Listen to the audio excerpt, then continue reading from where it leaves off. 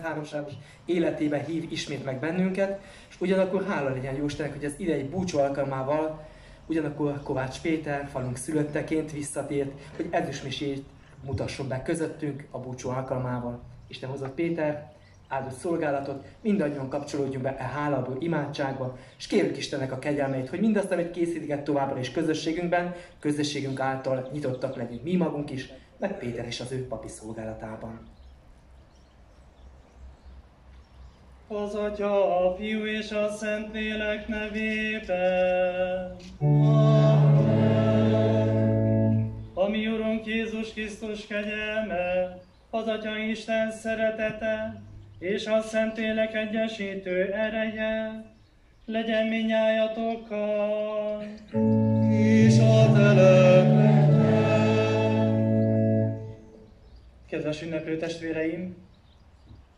Falunknak, egyházközségünknek a búcsú ünnepére gyűltünk össze, Szent Antal tiszteletére, hogy megköszönjük őt a jó Istennek, hogy őseink annak idején, ami falunkat, ami közösségünket, ami egyházközségünket a Szent Antal oltalmába helyezték.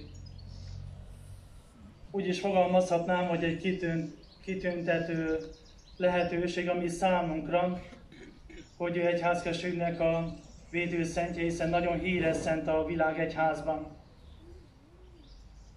Amikor ma így érkeztem én haza, akkor azért is jöttem haza, hogy Szent Antal búcsú ünnepén megköszönjem, hogy 25 évvel ezelőtt a Jóisten megszólított engem, kiválasztott, és meghívott az ő szolgálatára, és kísért, támogatott engem 25 éven keresztül. Amikor most itt együtt ünnepelünk, akkor hozzuk ide a mi hálánkat, amit meg akarunk köszönni jó Istennek, ami ott van a szívünkben, a lelkünkben. Hozzuk ide kiengesztelődésünket, amiért bocsánatot akarunk kérni Istentől és fele barátainktól, hogy igazi Isten szeretetében tudjunk élni és cselekedni. És hozzuk ide szándékainkat, akiért vagy amiért ezt a legszentebb áldozatot közösen együtt akarjuk bemutatni mi szerető Istenünknek, szerető Atyánknak. Kérve Pádolyi Szent Antal közbenjárását, hogy erősítsen, bátorítson, és továbbra is a mindennapjainkban kísérjen életünk minden napján.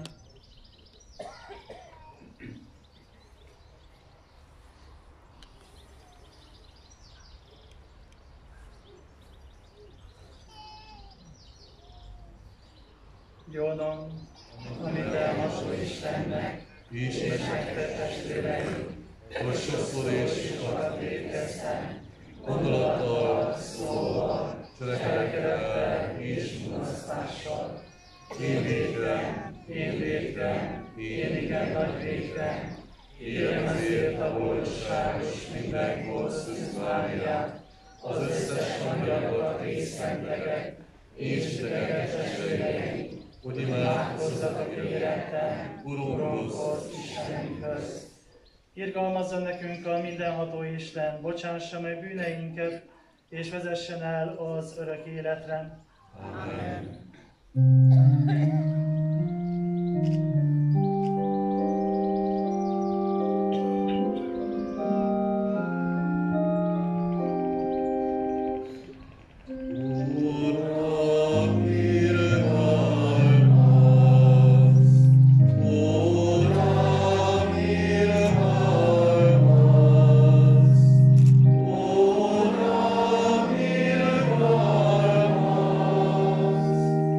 Krisztus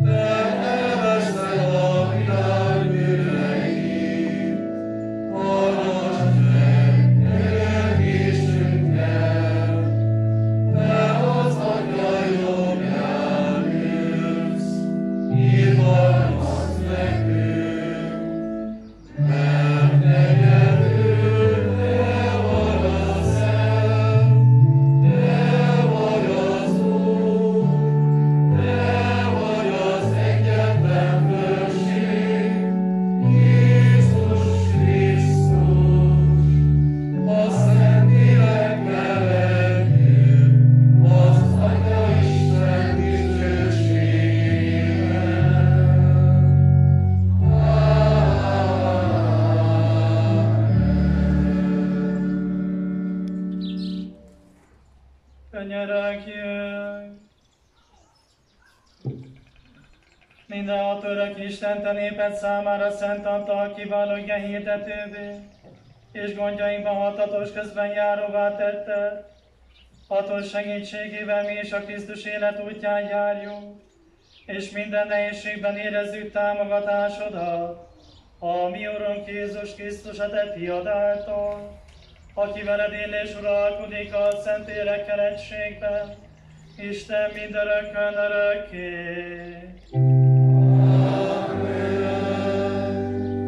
Olvasmány Izaiás próféta könyvéből.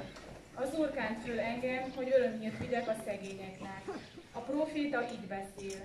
Az Úr lelke nyugszik rajtam, már az Úr kánt föl engem.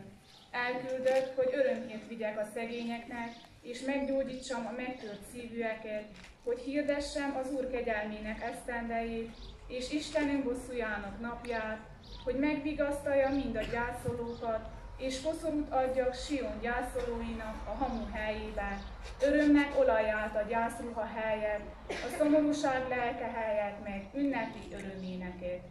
Ez az Isten igéje. Azt igaz, miről, mint a pálma, mint a Libanon cédrusa, nagy lesz ő az Úr házában. Azt igaz, miről, mint a pálma, mint a Libanon cédrusa, nagy lesz ő az Úr házában. Megdicsőítetted, Uram, a te szolgálatot, érette csodákat művelsz, ezért nevedet magasztalja. Nagy lesz ő az Úr házában. Nem megy feledésbe az ő emléke, és neve él nemzedékről nemzedékre. Nagy lesz ő az Úr házában. Azt igaz, miről, mint a pálma, mint a Libanon cédrusa, nagy lesz ő az Úr házában. Szent Lecke Szent Pál apostolnak Timóteushoz írt második leveléből. Kedvesem, legyen eszményed az a tanítás, amelyet Krisztus Jézus hitében és szeretetében tőlem hallottál. Őrizd meg a rád bízott kincset a Szentlélek erejével, aki bennünk lakik. Meríts magadnak, fiam, lelki erőt Krisztus Jézusból kapott kegyelemből. Amit számos tanú jelenlétében hallottál tőlem, azt add tovább megbízható embereknek, akik alkalmasak arra, hogy oktassák a többieket. Viseld el a szenvedéseket velem együtt, mint Krisztus Jézus hű katonája. Ez az Isten igéje. Halleluja, halleluja, halleluja, halleluja, halleluja, halleluja. Ó, hitünk nagy tanítója, egyházunk félre, Isten törvényének mozgó kedvelője, Szent Antal. Az Isten fiánál könyörög életünk. Halleluja, halleluja, halleluja. Az Úr legyen veletek! És a te lelkedben. Evangélium Szent Lukács könyvéből. Dicsőség neked, Istenünk. Az apostolok kiválasztása után Jézus kiválasztott más 72 tanítványt, és elküldte őket kettessével maga előtt minden városba és helyiségben, ahová menni szándékozott. Így szólt hozzájuk: Az aratni való sok, de a munkás kevés. Kérjétek hát az aratás urát, küldjen munkásokat aratásába. Menjetek, úgy küldelek titeket, mint bárányokat a farkasok közé. Ne vigyetek magatokkal se erszényt, se tarisznyát, se sarut, az úton senkit se köszöntsetek. Ha betértek egy házban, először is ezt mondjátok, békesség a háznak. Ha békesség fia lakik ott, rászáll a ti békességtek, ha nem, visszaszáll rátok. Maradjatok ugyanabban a házban, és azt egyétek és igyátok, amíg van, mert méltó a munkása maga bérére. Ne járjatok házról házra. Ha egy városba érkeztek, és szívesen látnak titeket, egyétek, amit elétek adnak, gyógyítsátok meg ott a betegeket, és hirdessétek, elérkezett hozzátok az Isten országa. Ezek az evangélium igényi. Áldott téged, Krisztus!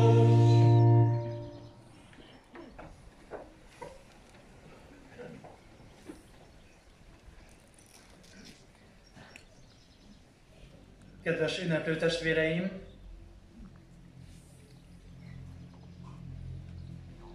Sokszor úgy tűnik, hogy megmagyarázhatatlan, de nem lehet fogni, emberi ésszel nem lehet teljesen megmagyarázni, hogy miért van az, hogy az egész világon olyan sok keresztény ember, vagy van olyan is, aki nem keresztény,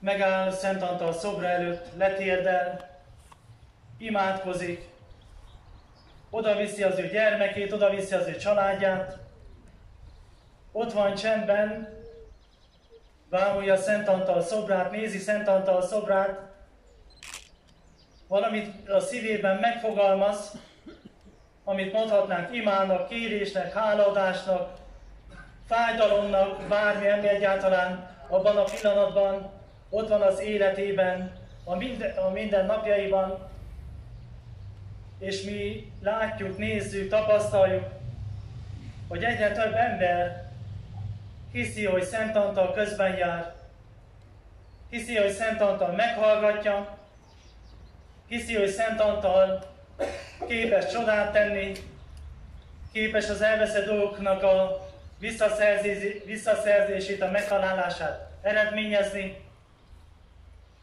És azt hiszem, hogy mi ezt kell tudjuk, hogy nem véletlen, nem a véletlennek a műve. Mi, akik Pádur Szent Antal oltalmába vagyunk helyezve, hiszen olyan szent ő, olyan közbenjáró ő, akiben oda helyezhetjük egész életünket, és mindig kérhetjük az ő közbenjárását. Ha nem volna így a mi szívünkben, a mi lelkünkben, ha nem így gondolkodnánk Pádur Szent Antalról, úgy is fogalmazhatnám, hogy semmi értelme a búcsú ünnepnek, ha erős hittel és bizalommal nem tudjuk így belehelyezni az életünket az ő közbenjárásába és oltalmába. Mit is akarna ma mondani 2025-ben Szent Antal? Mit tudnánk az ő élet példájából megvalósítani, megélni, amilyen lelkülettel most itt vagyok, e búcsú ünnep alkalmával, és mi az, amit be tudnék engedni a szívembe, a lelkembe, és azt tudnám mondani nagy örömmel, hogy igen, én ezt meg akarom tenni, nem meg fogom tenni, meg akarom tenni. És azt akarom, hogy mindig ő jelen legyen az életemben, és mindig jó közbenjárom tudjon lenni. Mindenne meg volt Szent Antalnak, amit mi emberileg úgy mondunk, hogy gazdagság, vagyon, de ő mégis mindezt elhagyta, lemondott mindenről, egy nagyobb gazdaságnak az érdekében. Egy olyan gazdagságnak az érdekében, amit itt a földi életben soha meg nem tudunk kapni, amit egyedül Isten tud megadni a mi számunkra. Milyen érdekes, hogy ez az ő életében megfogalmazódott. Milyen érdekes, hogy a gazdagságot az életében félre tudta tenni, nem abba helyezte az egész életét, a biztonságát, a megélhetését, hanem egyedül Istenben. És akkor itt már meg is kérdezhetem magamtól, hogy mi az életemben a gazdagság, amihez én nagyon ragaszkodok, és amihez én nagyon kötődök, és amit az életemben olyan féltve őrzök, amiről azt gondolom, hogy biztonságot jelent az én számomra, és így nem tudok azon az úton haladni, amire Isten meghívott engem. Szent Antal le tudott mondani, és Istenbe oda tudta helyezni az életét. Azt hiszem, amit ő most mondana nekem, vagy nekünk, mindannyiunknak, akik itt megállunk és ünnepelünk, az igazi gazdagságba, Istenbe, az örök életben, az egyházunk igazságaiban, az evangélium igazságaiban helyezd az életedet. Ne félj lemondani, ne félj tőlük megválni, ne félj úgy élni és úgy cselekedni, amit itt ebben a földi életben olyan szegénységnek mondunk, amit Isten maga tud betölteni. Aztán érdekes módon Szent Antal nem tudott itt megállni. Egy olyan ember volt, egy olyan szent volt, így is fogalmazhatnám most már, akiről Ferenc pápa azt mondotta, hogy mindig akart előre haladni, mindig valami nyugtalanította, valami többet akart Istenért megtenni, valami többet akart az életéből oda áldozni, oda tenni Istenben. Ezért volt az az ő életében, amikor tapasztaltam, hogy vértanú ferenceseket, akiket Afrikában kivégeztek, oda szeretett volna vértanú halált haltak, oda szeretett volna menni, hogy ő is vértanú halált halljon. Az életét akarta adni, az életét akarta áldozni. És azt gondolta, akkor a buzgó Szent Antal, vagy Antal testvér, hogy ez neki a küldetése. És ezért el is indult az úton. Nem azt mondta, hogy olyan jó lenne majd egyszer valamikor megtenni, megélni, megvalósítani, olyan jó lenne ezt az útat egyszer magamévá tenni, olyan jó lenne, ha Isten majd eljutatna nekem, hogy készüljek én is vértanú halált halni, hanem elindult az úton. Azt gondolta, hogy ez az ő útja. Azt gondolta, hogy Isten ezt akarja tőle, hogy vértanú halált halljon. És hogy az úton ment, amikor betegség érte, hajó szerencsétlenség máshol kötött ki. Emberileg mondva, nagy szerencsétlenség érte őt, ami az egész életét megváltoztatta.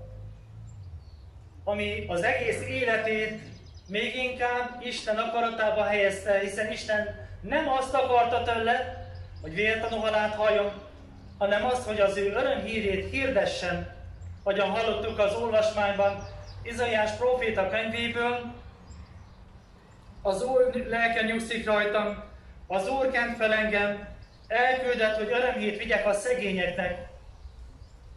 És Isten arra hívta meg őt, hogy az örömhírt hirdessen.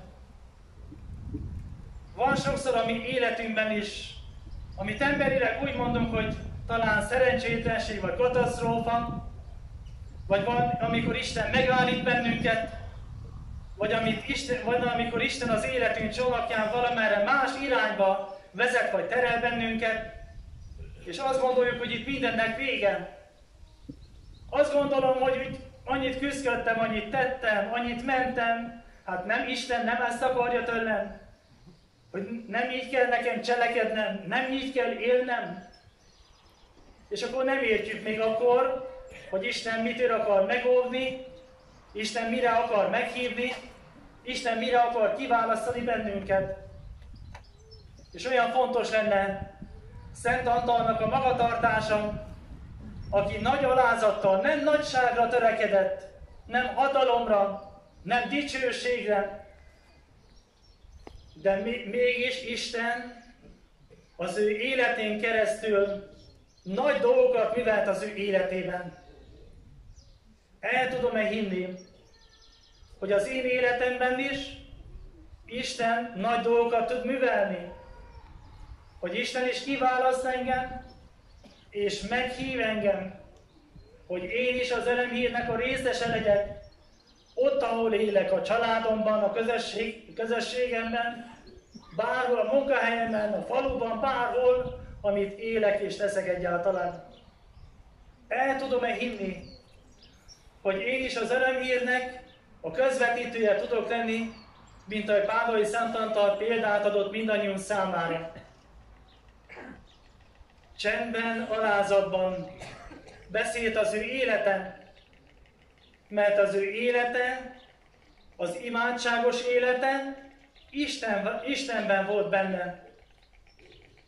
Nem nagy szavakra törekedett, hanem csendben jelen lenni ott, abban a pillanatban, és ott abban a helyzetben, abban a pillanatban Isten rendelte őt. Milyen érdekes, és milyen nagy alázatról tesz tanúságot, és milyen megrendítő, hogy ő maga semmire sem törekedett, és Isten milyen szépen alakította az ő útját, milyen szépen tudta Istenbe oda helyezni az életét, hogy Istennek jó eszköze tudjon lenni addig a pillanatig, amíg Isten ebben a földi életben megtartotta, éltette és erőt adott az ő számára. Így fogalmaz Szent Antal, ezt mondja, csak imádkozó lélekkel haladunk egyre előbbre azon az úton, amelyen vezet Isten bennünket. Arra hívta az embereket Szent Antal, hogy az igazi gazdagságra, jósággal és irgalommal telt szívre törekedjenek.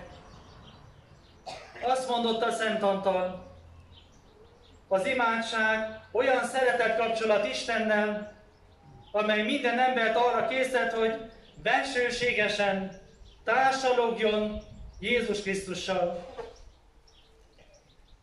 Bensőségesen társalogni azzal, aki meghív, aki kiválaszt, aki erőt ad, aki feladatot ad, és aki képessé tesz mindannyiunkat arra, hogy jó szeretetének jó eszközei tudjunk lenni ebben a világban.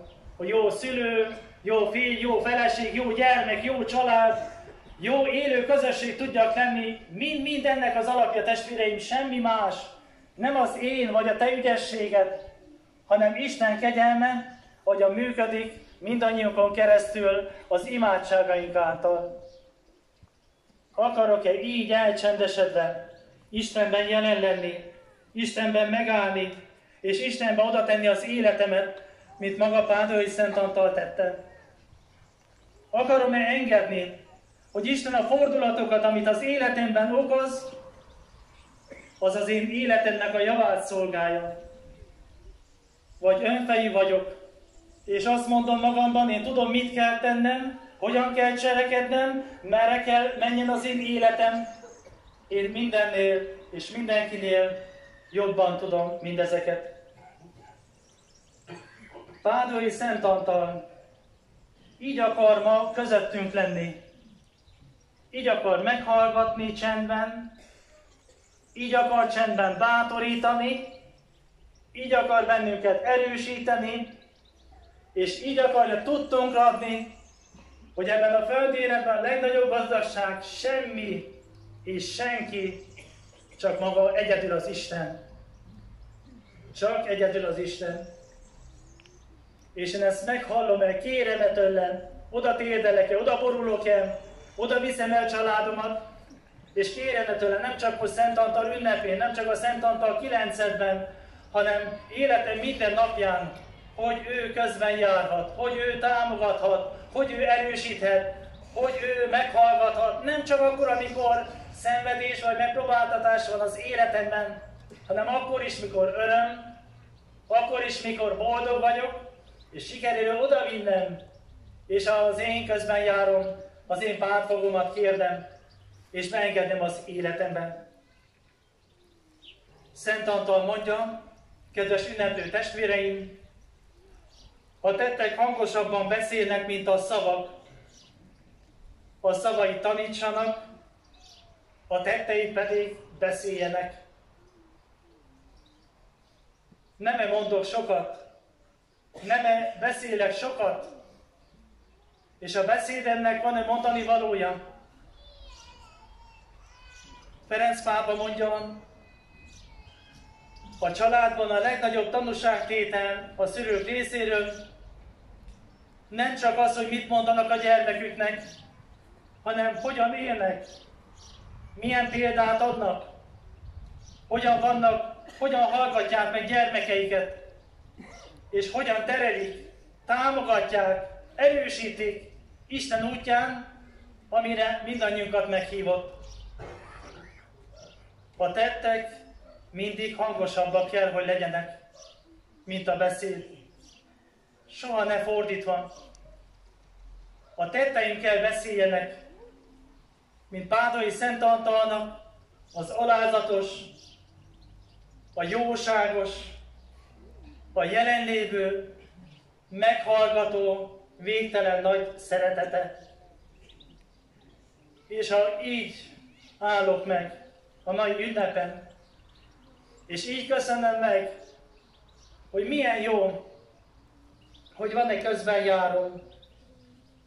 Milyen jó, hogy én megszólíthatom őt, és ő meghallgat engem. Hogy milyen jó, hogy az örömhírnek én is részese vagyok. Hogy milyen jó, hogy én magam is örömhír lehetek azok számára, akik körülvesznek engem.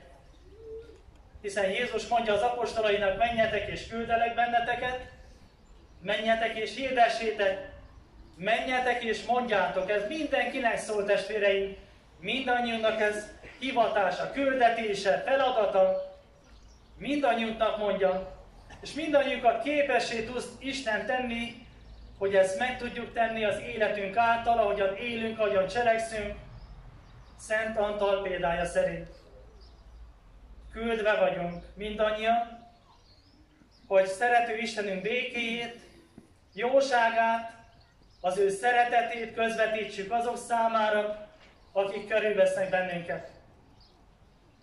Nem biztos, hogy annyira látványos, nem is ez a fontos, hanem az a fontos, hogy mit eredményez, hogy mit ütetünk el a lelkekben, hogy mit helyezünk embertestvéreink, családtagjaink szívében, és mi az, ami által együtt, közösen tudunk előre menni azon az úton, amelyre Isten meghívott mindannyiunkat.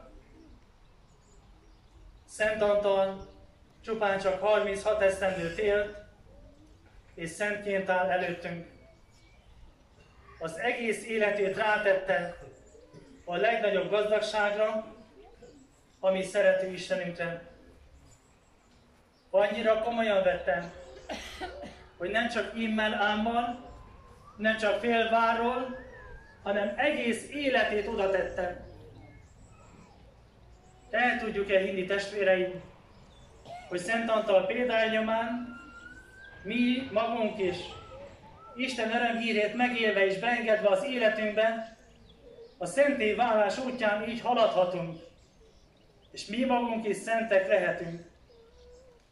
El tudjuk-e hinni, hogy Isten képessé tud bennünket tenni az ő kegyelme által, hogy mi magunk is úgy járjunk egymás között ebben a világban, hogy örömhírt viszünk. Nem szomorúságot, nem keserűséget, nem fájdalmat, nem megbántást, nem szeretetlenséget, hanem örömhírt, hogy Isten velünk van, hogy Isten erősít minket, hogy Isten támogat bennünket, hogy Istennek mindannyian fontosak vagyunk, hogy Isten szemében mindannyian ajándékok vagyunk, és Isten számára mindannyian nélkülözhetetlen eszközök vagyunk. Hogy Isten soha le nem mond rólunk, soha cserben nem hagy minket, és mindig azt akarja, hogy az ő gazdagságából erőt merítve, az ő szeretetében tudjunk élni és cselekedni. Legyen a tettünk hangos, és a szavaink szeretetteljes, csendes beszéd, ami mond valamit, és bármit is mond, mindig az örömet mondja, ami felemel bennünket, és Isten szeretetében megújít minket. Én is ezt a Szent Pál apostolnak 2 Timóteus leveléből választottam a papi elmondatomat, hirdesd az igét, állj elő velem, és minél inkább Szent Antalnak a élet példáját próbálom megélni, vagy az életemben elsajátítani, rádöbbenek arra, hogy ennél fontosabb, hogy az örömhírnek a megélése és hirdetése Isten dicsőségére nincsen. Ő is ezt tettem, én magam is erre kell törekedjek, mindannyian erre kell törekedjünk. Akkor tud igazán oltalmazni, védeni, meghallgatni és bátorítani bennünket. A szerető Istenünk útján, a hazafelé tartó útunkon, ahol mindannyian tartunk haza, ahol Isten országában helyünk van mindannyiunknak, és ahol szentjeinkkel, szeretteinkkel együtt mindig dicsőíthetjük, magasztalhatjuk a mi végtelenül szerető Istenünket. Amen.